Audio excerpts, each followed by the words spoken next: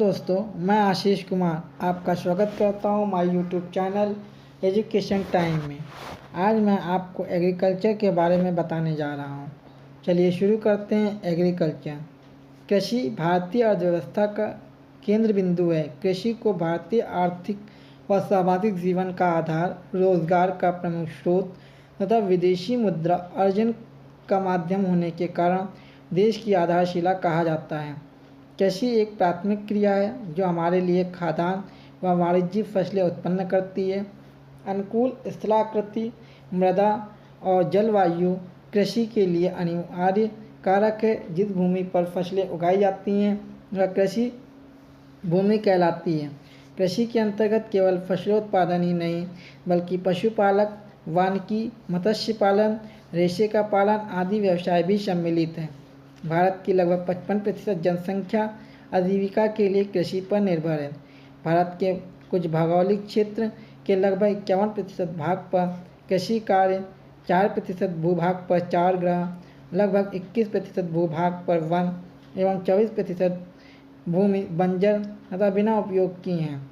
वर्ष 1950 और 1951 में भारत के सकल घरेलू उत्पाद GDP में कृषि का योगदान 53.1% से होकर 29.6% हो गया। भारतीय अर्थव्यवस्था के कुल सकल मूल्यवर्धन GVM ने कृषि एवं संबद्ध क्षेत्र की हिस्सेदारी वर्ष 2020 से 2021 में बढ़कर 20.2% और वर्ष 2021 से 2022 में 18.8% हो गई। भारतीय कृषि अनुसंधान परिषद स्थापना 16 जुलाई 1929, मुख्यालय कृषि भवन दिल्ली, स्वरूप कृषि व संबद्ध क्षेत्र में अनुसंधान और शिक्षण कार्यों के लिए भारत सरकार का एक शीर्ष स्वायत्त निकाय है। उद्देश्य कृषि अनुसंधान के क्षेत्र में विज्ञान एवं प्रौद्योगिकी संबंधी कार्यक्रमों को प्रोत्साहित करना और उनके बारे में कृषि क्षेत्र के संबंध में लोगों को शिक्षित करना। देश में प्रथम कृषि विश्वविद्यालय की स्थापना 17 नवंबर 1960 को उत्तर प्रदेश कृषि विश्वविद्यालय UPATU के रूप में की गई थी। वर्तमान में यह पंतनगर उत्तराखंड में स्थित है और इस विश्वविद्यालय का नाम गोविंद बल्लभ पंत कृषि एवं प्रौद्योगिकी विश्वविद्यालय कर दिया गया है।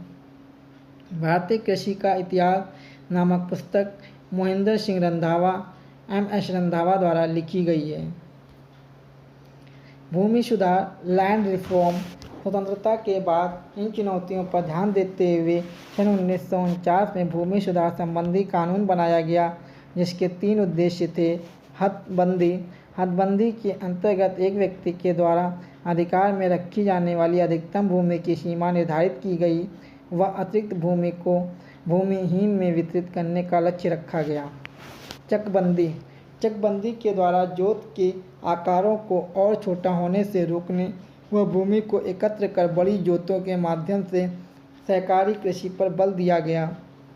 चकबंदी मुख्यतः उन्हीं क्षेत्रों में संभव है जहाँ पर संरचनात्मक सुविधाएं उपलब्ध होती हैं, इसलिए चकबंदी 80% क्रियान्वयन हरित क्रांति के व्यापक प्रभाव वाले क्षेत्र में ही हो पाया है।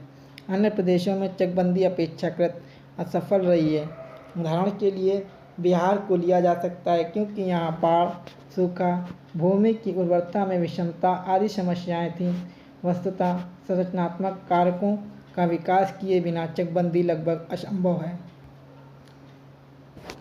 काश्तकारी सुधार के माध्यम से किसानों को जोत का अधिकार प्रदान किया गया तथा जमींदारों के अन्याय से उनकी रक्षा की गई। काश्तकारी सुधार के कार्य भी बहुत कम राज्यों में हो सके।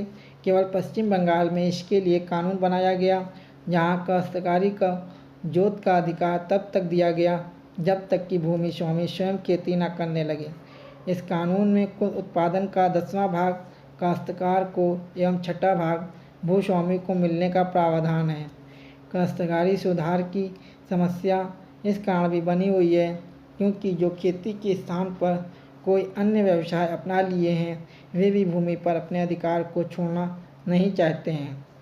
भूदान आंदोलन 18 अप्रैल 1951 को विनोबा भावे द्वारा प्रारंभ किए गए भूदान आंदोलन के द्वारा अतिरिक्त भूमि स्वैच्छिक अधिग्रहण करने का प्रयास किया गया, परंतु भूदान आंदोलन एवं प्रशासन में तालमेल न होने के कारण दान की भूमि दान प्राप्तकर्ताओं को प्राप्त नहीं हुई।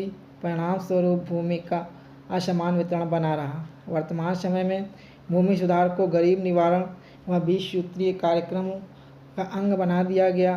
वर्ष 1994 में सर्वोच्च न्यायालय ने निर्णय दिया कि जिन भूमिहीन व सीमांत किसानों को भूमि प्रदान की जाए उन्हें प्रति हेक्टेयर 2500 रुपये भी प्रदान किए जाएं, ताकि वे कृषि भूमि का विकास कर सकें।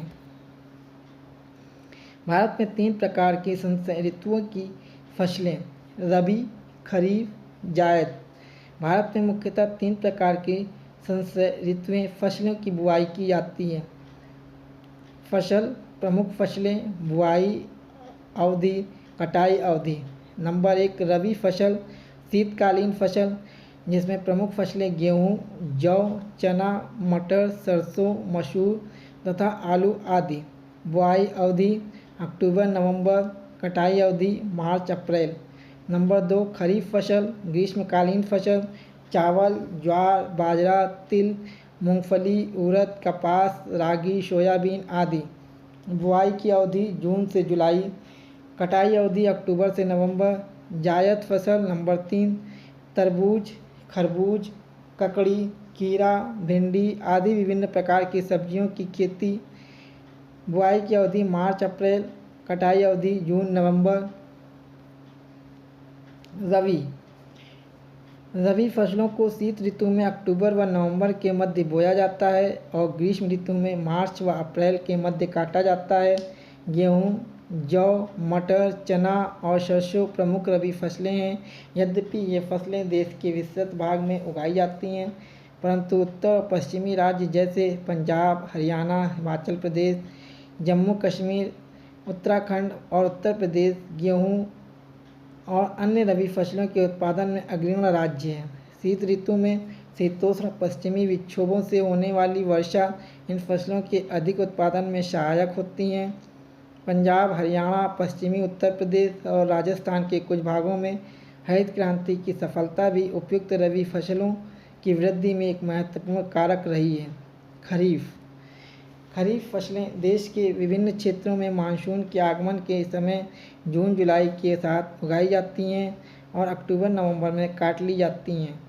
इस ऋतु में बोई जाने वाली मुख्य फसलों में चावल, मक्का, ज्वार, बाजरा, तूर, अरहर, मूंग, उड़द, कपास, जूट, मूंगफली और सोयाबीन शामिल हैं।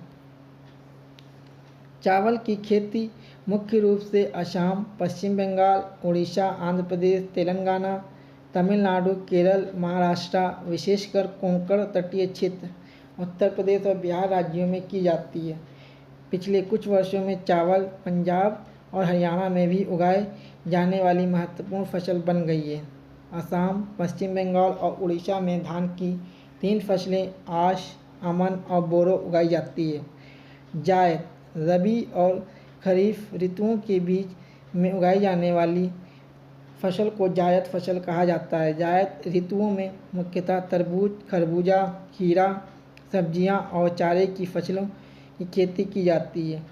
यद्यपि इस प्रकार की अलग अलग फसलें ऋतुएं देश के दक्षिण भागों में नहीं पाई जाती हैं, क्योंकि वहाँ का अधिकतम तापमान वर्ष भर किसी भी उष्णकटिबंधीय फसल की बुआई में सहायक है। केवल इसके लिए पर्याप्त आर्द्रता उपलब्ध होनी चाहिए।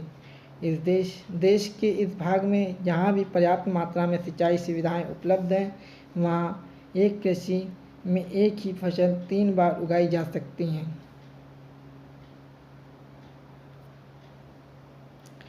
इसके अलावा मैं एग्रीकल्चर को 3 पार्ट में कवर करूँगा।